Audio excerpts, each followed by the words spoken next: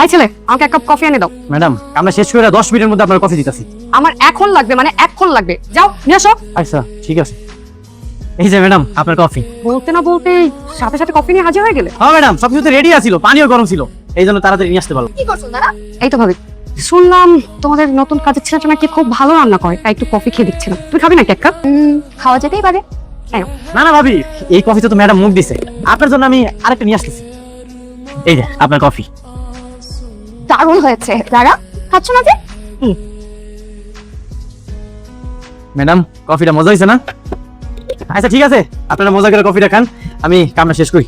এই পথে যখনই আমি যাই, মাঝে মাঝে একটা মেয়ে দেখতে পাই, আলতারাঙা পাই, আবার নুপুর করেছে। এই চুপ!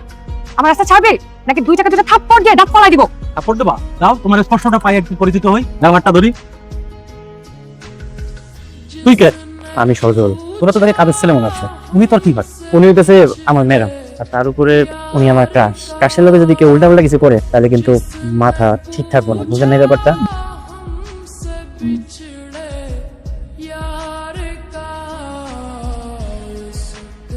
তোদের দুজনকে দিয়ে আমার কাজের কাজ তো কিছুই হলো না, উল্টা আমার জরিমানা দিতে হচ্ছে। আরে আমরা কি জানতাম যে কাজের বলার গায়ে এত শক্তি? নে, এই টাকাটা নিয়ে হসপিটালে গিয়ে নিজেদের তোবড়াগুলো একটু শুধরা। কাজের কাজ তো কিছু হয়নি, আমার জরিমানা দিতে হচ্ছে। ধর। কি ব্যাপার সজল সাহেব, এখানে একা একা কি করছেন? আমি কাম করতেছিলাম আর বাড়িতে ফোনে কথা বললাম আম্মুর লাগে। আপনার মা আছে? হ্যাঁ আছে তো, আমি আমার মারে অনেক ভালোবাসি। মা ছাড়া আর কাউকে ভালোবাসেন না?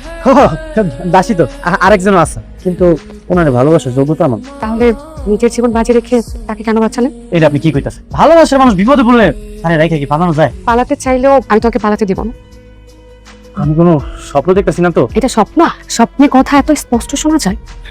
সজল, সজল, এই সজল, হ্যাঁ তুই হারিয়ে গিয়েছিস, আমাকে নাস্তা দে। জি ভাবি, আপনি যান, আমি লইতেছি। তাড়াতাড়ি দিস।